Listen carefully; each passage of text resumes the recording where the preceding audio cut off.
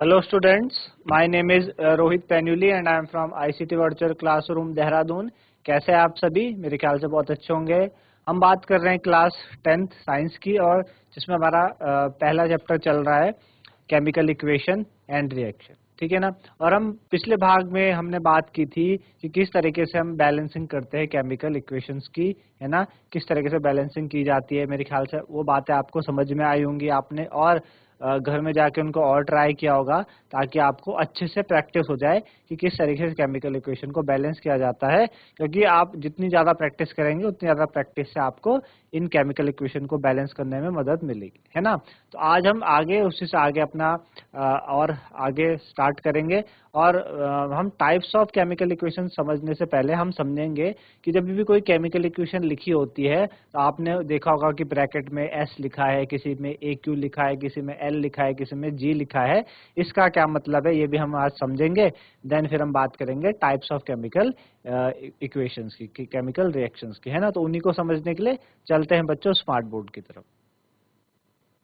चलिए, तो आपने क्या समझा था? पिछले भाग में हमने समझा था कि किस तरीके से बैलेंसिंग की जाती है इक्वेशंस की। हमने कई सारे बैलेंसिंग के क्वेश्चंस किए थे, आप देख सकते हैं यहाँ पे एक रिवीजन के तौर पे कि हमने कई सारे क्वेश्चंस बैलेंसिंग के उस पे किए थे, और देखिए किस तरीके से हम बैलेंसिंग करते हैं, ठीक है ना। तो आज हम क्या करेंगे, आज हम देखेंगे कि किस तरीके से जो हमारे पास फिजिकल बिहेवियर होता है इक्वेशंस का, उसको हम लिखेंगे, है ना। Writing symbols of physical state, writing symbols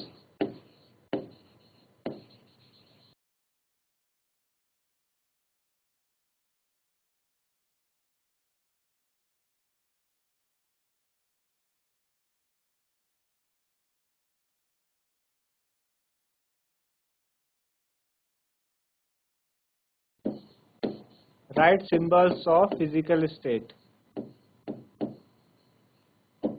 ठीक है ना। तो आप क्लास 9th में पढ़ चुके हैं states of matter, physical state. और हम आपने बात की थी कि बेसिक जो हमारे पास वैसे तो 5 फिजिकल स्टेट्स है ना, लेकिन हम बेसिक किसकी बात करते हैं? 3 फिजिकल स्टेट्स की बात करते हैं, सॉलिड, लिक्विड और गैस में। उसी में हम दिखाएंगे किस तरीके से होती है। एक हम रिएक्शन ले लेते हैं, suppose 3FeS plus 4H2O gives Fe3O4 solid plus 4H2 gaseous, 4H2 gaseous, ठीक है ना, 4H2 gaseous। तो यहाँ पे आप देख पा रहे हैं कि यहाँ पे जो S है वो S क्या इंडिकेट कर रहा है बच्चों? S इंडिकेट कर रहा है सॉलिड को, ठीक है, और G इंडिकेट कर रहा है गैस को, ठीक है। कहने का मतलब है कि आयरन क्या करता है, जो सॉलिड आयरन है वो किससे रिएक्ट करता है? गैस से। आप अभी हम आगे जब हम नॉन मेटल पढ़ेंगे तो वहाँ पे हम देखेंगे कि जो आयरन है वो ना ही आपका कोल्ड वाटर से ना ही हॉट वाटर से रिएक्ट करता है, बल्कि वो किससे? स्टीम से रिएक्ट करता है, स्टीम से, है ना। यानी जो वाटर की जो गैसियस स्टेट होती है, तो आपको पता है वाटर सॉलिड फॉर्म में भी रहता है, लिक्विड में भी और गैसियस में भी। तो आयरन जो गैसेस फॉर्म है यानी स्टीम वाली जो फॉर्म है उससे रिएक्ट करके आयरन ऑक्साइड बनाता है ना। तो यहाँ पे हमने इस तरीके से क्या कर सकते हैं? फिजिकल स्टेट किसी भी सब्सटेंस, किसी भी उसकी हम क्या कर सकते हैं? शो कर सकते हैं, ठीक है ना। हम क्या कर सकते हैं बच्चों? उसको शो कर सकते हैं। आई बात समझ में? चलिए,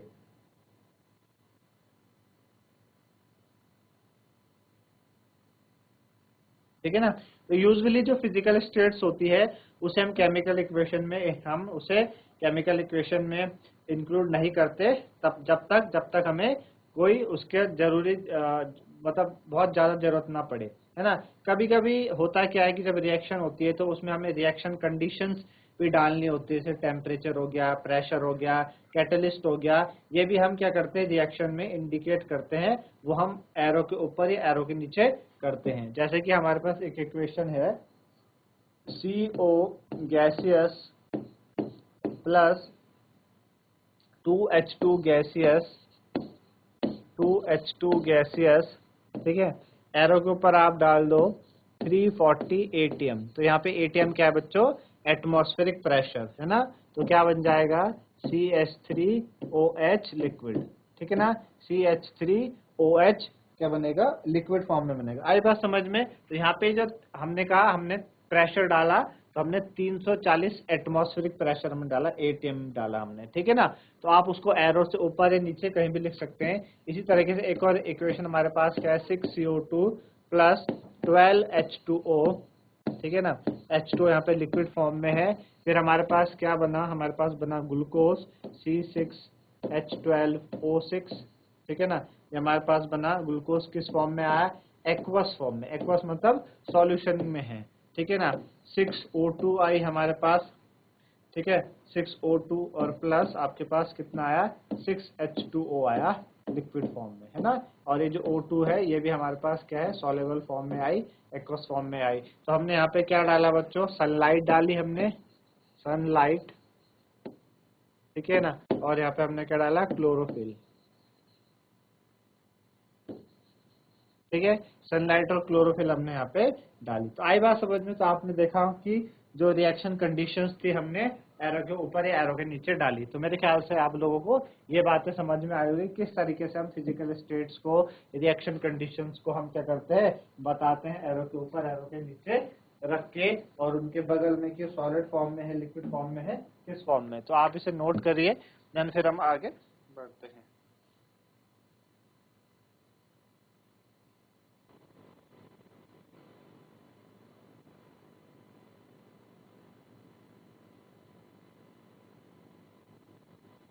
चलिए, तो अब हम बात करेंगे आज का जो हमारा मेन टॉपिक था, जो हमने स्टार्टिंग में इंट्रो में भी आपको बताया, types of chemical reactions. Types of chemical reactions.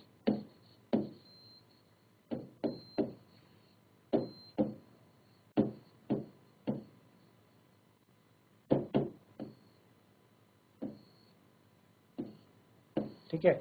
तो टाइप्स ऑफ केमिकल रिएक्शन में सबसे पहला हमारे पास जो है वो है बच्चों combination reaction. Combination reaction,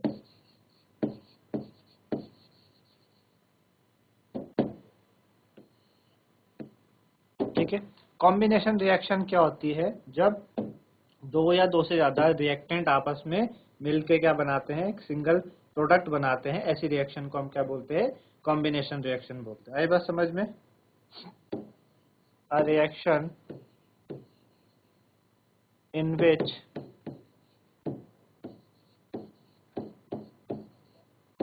a single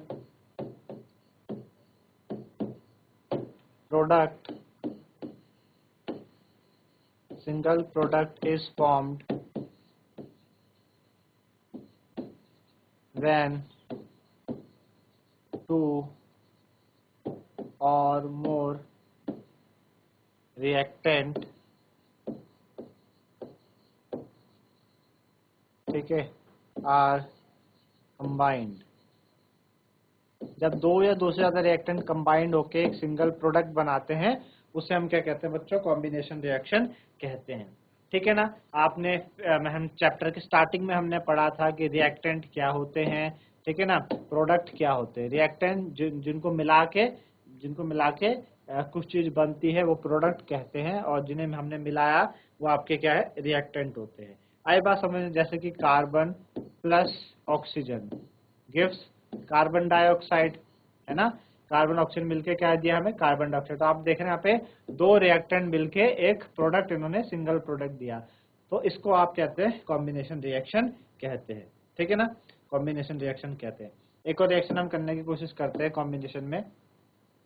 जैसे कि हमने क्या करा, हमने क्या करा, एक स्मॉल अमाउंट में हमने क्या करा, कैल्शियम ऑक्साइड लिया, या हमने क्विक लाइम लिया एक बीकर में। एक हमने क्या करा, इस तरीके से बीकर लिया, है ना। और बीकर के अंदर हमने क्या डाला बच्चों, हमने इसके अंदर क्या डाला, क्विक लाइम। क्विक लाइम, है ना। क्विक लाइम तो उसका कॉमन नेम हो गया, और वैसे इसका क्या नाम है, calcium oxide. Calcium oxide, calcium oxide का कॉमन नेम क्या है, क्विक लाइम। हमने एक बीकर में क्विक लाइम डाला, है ना। और स्लोली इसमें हमने क्या करा, वाटर ऐड करा। वाटर ऐड करा हमने स्लोली, धीरे धीरे हमने स्लोली वाटर ऐड करा, ठीक है ना। फिर हमने बीकर को टच करके देखा, है ना, क्या आपको कोई चेंज आया टेम्परेचर में, चेंज आपको देखने को मिला वाटर को जब आपने बीकर को टच कर रहे हैं। तो होता क्या है कि जो कैल्शियम ऑक्साइड होगा आपके पास, है ना, कैल्शियम ऑक्साइड को क्या बोलते हैं, CaO, कैल्शियम ऑक्साइड। ये क्या करता है बच्चों, विग्रसली रिएक्ट करता है वाटर के साथ। विग्रसली मतलब एकदम से रिएक्ट करता है वाटर के साथ, और क्या प्रोड्यूस करता है, प्रोड्यूस करता है आपके पास कैल्शियम हाइड्रोक्साइड। क्या करता है, कैल्शियम हाइड्रोक्साइड, है ना। इसको क्या बोलते हैं, calcium hydroxide, calcium hydro oxide, ठीक है ना। कॉमन नेम इसका क्या है, स्लेग्ड लाइम, स्लेग्ड लाइम, ठीक है ना, स्लेग्ड लाइम या कैल्शियम हाइड्रोक्साइड बोलते हैं, ठीक है ना। और प्लस हमने क्या कहा था, जब आपने इस बीकर को टच करके देखा तो आपको इस बीकर टच करने में, जैसे आपने जब पहले क्विक लाइम डाला था उस टाइम आपने बीकर को टच किया, जब वाटर डाला, जब रिएक्शन हुई तब बीकर को टच किया, तो हमें चेंज नजर आया टेम्परेचर में, है ना। तो यहाँ पे क्या होता है बच्चों, हीट निकलती है। तो आप जब बीकर को टच करेंगे तो आपको क्या होगा, आपको बीकर कैसा दिखेगा, आपको थोड़ा सा वार्म दिखेगा बीकर, है ना, हॉट सा दिखेगा, वार्म सा दिखेगा आपको बीकर को टच करने पे, है ना। तो यहाँ पे कैल्शियम ऑक्साइड ने जब वाटर के साथ विग्रसली रिएक्ट किया तो स्लेग लाइम प्रोड्यूस किया, और साथ ही साथ में लार्ज अमाउंट ऑफ क्या निकाली, हीट निकाली, है ना। तो यहाँ पे आपने देखा कैल्शियम ऑक्साइड ने जब वाटर के साथ कंबाइन करके एक सिंगल प्रोडक्ट दिया कैल्शियम हाइड्रोक्साइड, तो ऐसी रिएक्शन को हम क्या कहते हैं बच्चों, कॉम्बिनेशन रिएक्शन कहते हैं। आई बात समझ में आपको, है ना। तो यहाँ पे इस तरीके से हुआ। आप ये रिएक्शन है क्या, वो जो कैल्शियम हाइड्रो, ये जो क्विक लाइम है, कैल्शियम ऑक्साइड है, आप अक्सर अब तो जो व्हाइट वॉश होती है वो क्या होता है कि बन बनाए कलर हमारे पास आ रहे हैं। आप मार्केट में गए और आपने बन बनाए कलर लेके वहां से आए, है ना। पहले क्या होता था, पहले के टाइम में, आज से अगर आप 10-20 साल पहले जाएं, है ना, 15 साल पहले, तो चूना लेके आते थे घरों में, है ना, चूना जिसको हम क्या बोलते हैं, कैल्शियम ऑक्साइड। चूना हमने लेके आया और उसमें आपने पानी डाला, आपने देखा होगा अपने घर में व्हाइट वॉश होते हुए, तो आप देखते थे कि क्विक लाइम जो है चूना, वो एकदम से वाटर के साथ रिएक्ट करता था, है ना। और आपने कभी उसको टच करके देखा होगा तो आपको बाहर से वो कैसा दिखाई दिया होगा, गर्म सा दिखाई दिया होगा, है ना। तो वही चीज है ये सेम जो आपने देखी है अपने आसपास, है ना, उसी को ये हमने यहाँ पे इस चीज में दिखाई है, ठीक है ना। तो इस तरीके से होती है, ठीक। अब हुआ क्या कि जब आपके पास ये स्लेग लाइम निकला, है ना, ये जो आपके पास स्लेग लाइम आया, CaOH का होल ट्वाइस आपके पास आया, ये बच्चों व्हाइट वॉशिंग के लिए यूज होता है, ठीक है ना। मैंने आपको बताया जो घरों में हम जब पुताई वगैरह करते हैं व्हाइट वॉशिंग, तो ये यूज होता है। हमने क्या करा, कैल्शियम ऑक्साइड में, चूने में हमने पानी मिलाया, आपके पास तैयार हो गया। उस आपने देखा होगा उस समय हम क्या करते थे, अलग अलग तरीके जो रंग कलर आते थे, हमने क्विक लाइम में वाटर डाला, है ना, वो मिक्सचर बनाया और फिर उसमें हम कलर डालते थे, और जिस तरीके के कलर हमें करना हो घरों में हम कर सकते थे, है ना। तो जो ये कैल्शियम हाइड्रोक्साइड आया, ये इन दो की रिएक्शन से आपके पास आया, और इसको हम व्हाइट वॉशिंग के लिए यूज करते हैं। अब होता क्या है कि जब ये कैल्शियम हाइड्रोक्साइड, है ना, आप जब कैल्शियम हाइड्रोक्साइड को क्या करते हैं, आप दीवालों में लगाते हैं, वॉल्स में आपने कैल्शियम हाइड्रोक्साइड लगाया,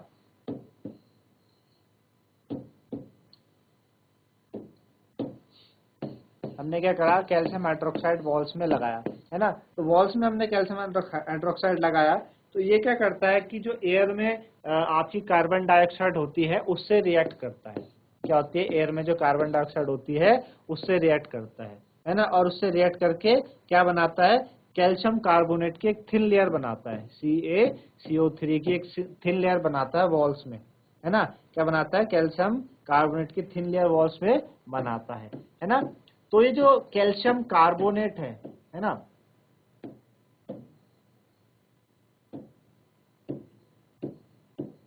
ठीक है, क्या होता है, कैल्शियम कार्बोनेट की थिन लेयर बनती है आपकी वॉल्स में।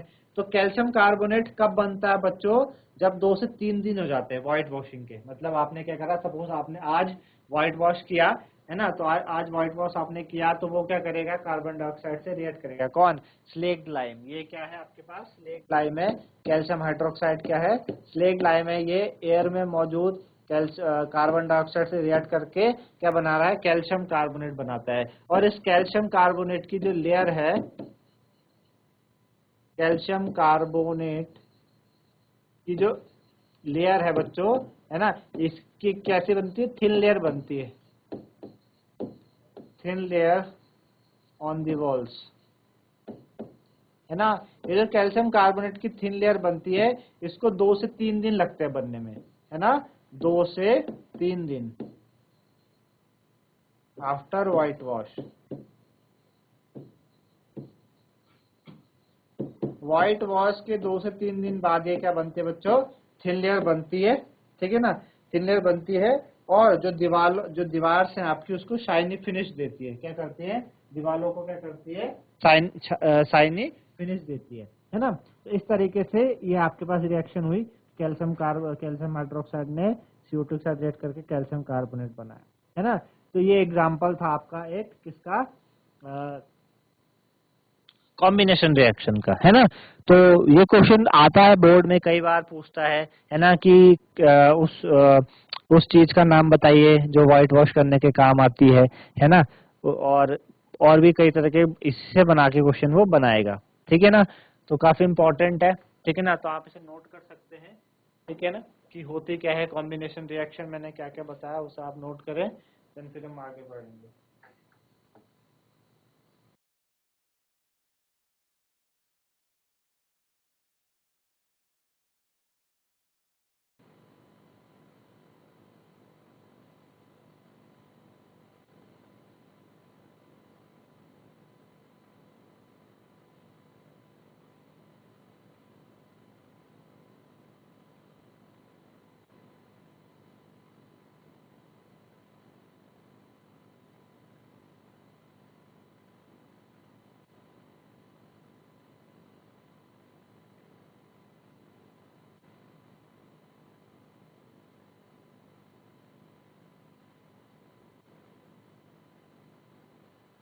चलिए, तो ये आपने कर लिया होगा नोट। और तरीके की कॉम्बिनेशन रिएक्शन आप कैसे कर सकते हैं, कैसे बता सकते हैं? जैसे कि बर्निंग ऑफ कोल, मैं आपको बताई भी थी। बर्निंग ऑफ कोल, है ना, जब कोयले को हम जलाते हैं तो CO2 निकल रहा है ना, ये हो गया आपके पास, है ना। फॉर्मेशन ऑफ वाटर,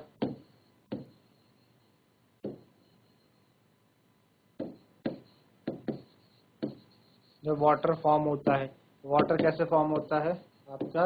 H2 और O2 से, है ना। तो क्या बनेगा? H2O।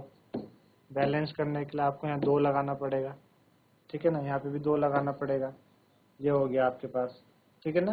तो आपने सिंपल लैंग्वेज में देखा कि जब 2 या 2 से ज़्यादा सब्सटेंस उसमें एलिमेंट या कंपाउंड हो गए, वो कंबाइन होके सिंगल प्रोडक्ट बनाते हैं, तो ऐसी रिएक्शन को हम कॉम्बिनेशन रिएक्शन कहते हैं, ठीक है ना,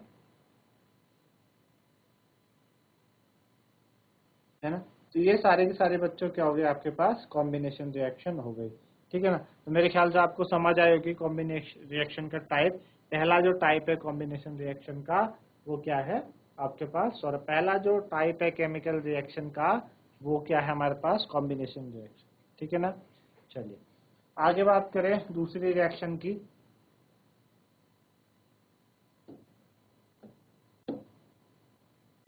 सेकंड जो रिएक्शन हमारे पास वो है बच्चों डिकम्पोजिशन रिएक्शन। क्या है? डिकम्पोजिशन।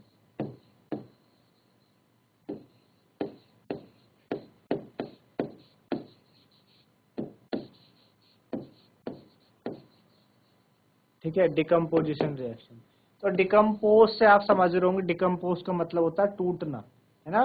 डिकम्पोज का क्या मतलब हो गया? टू ब्रेक, टूटना।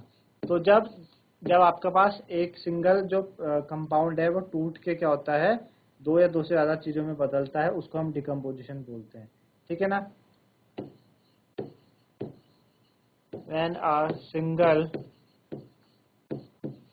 प्रोडक्ट ब्रेक इनटू, प्रोडक्ट नहीं, इसको हम बोलेंगे सिंगल कंपाउंड बोल देते हैं, या सिंगल सब्सटेंस बोलते हैं। सब्सटेंस में आपके पास कंपाउंड भी आ जाएगा, ठीक है। When a single substance break into two or more, what, when a single substance break into two or more product, ठीक है, is called decomposition reaction, is called decomposition reaction. उसको हम बच्चों क्या कहते हैं, डिकम्पोजिशन रिएक्शन कहते हैं, ठीक है ना, उसे हम क्या कहते हैं, डिकम्पोजिशन रिएक्शन हम कहते हैं। आए बात समझ में। एग्जाम्पल के लिए सपोज हमारे पास क्या है, एक्टिविटी के द्वारा हम समझेंगे डिकम्पोजिशन रिएक्शन को। हमने क्या करा, हमने एक टेस्ट ट्यूब में एक टेस्ट ट्यूब ली हमने, है ना। इस टेस्ट ट्यूब में बच्चों हमने क्या डाला, हमने इस टेस्ट ट्यूब में 2 ग्राम फेरस सल्फेट डाल दिया। 2 ग्राम फेरस सल्फेट क्या होता है, FeSO4। 2 ग्राम फेरस सल्फेट के हमने क्रिस्टल डाले, ठीक है ना, 2 ग्राम फेरस सल्फेट के हमने क्रिस्टल डाले, ठीक है ना। और हमने क्या करा, जो फेरस सल्फेट का कलर होता है उसको हमने नोट किया, ठीक है ना।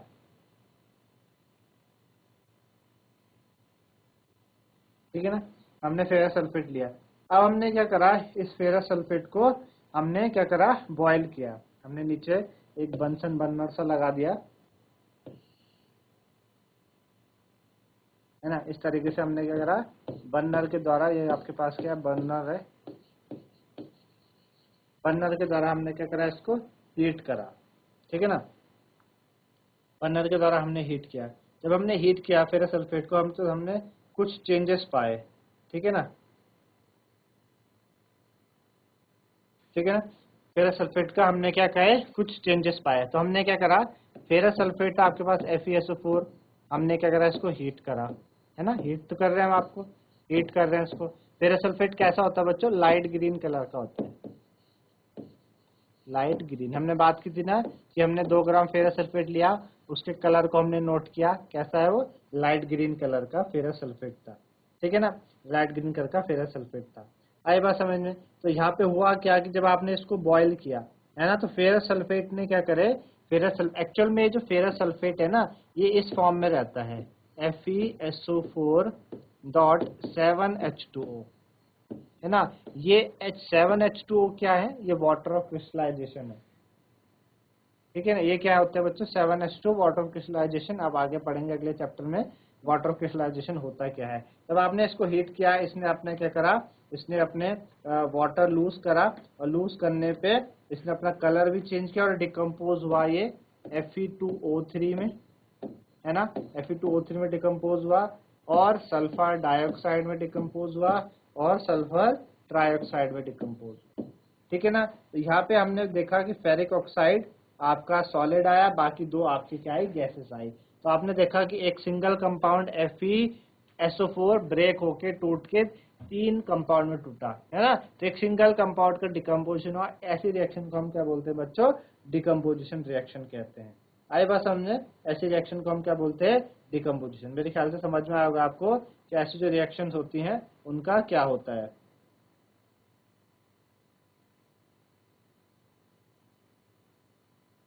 ठीक है ना। आई बात समझ में।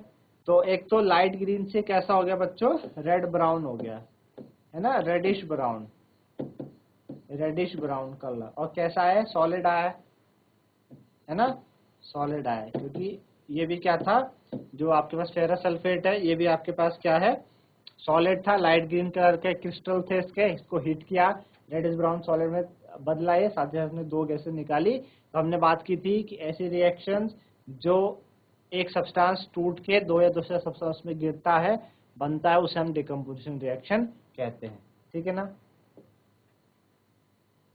तो इस तरीके से आपने देखा टाइप्स ऑफ केमिकल रिएक्शन के बारे में हमने समझा, और 2 तरह की केमिकल रिएक्शन हमने पढ़ी, कॉम्बिनेशन एंड डिकम्पोजिशन। साथ ही साथ हमने बात की थी कि किस तरीके से जो फिजिकल स्टेट्स होती हैं रिएक्टेंट प्रोडक्ट की, है ना, एक रिएक्शन में वो हम लिखते हैं। तो मेरे ख्याल से आप लोगों को आज की बातें समझ में आई होंगी। तो आज के लिए इतना ही था, धन्यवाद, हैव अ नाइस डे।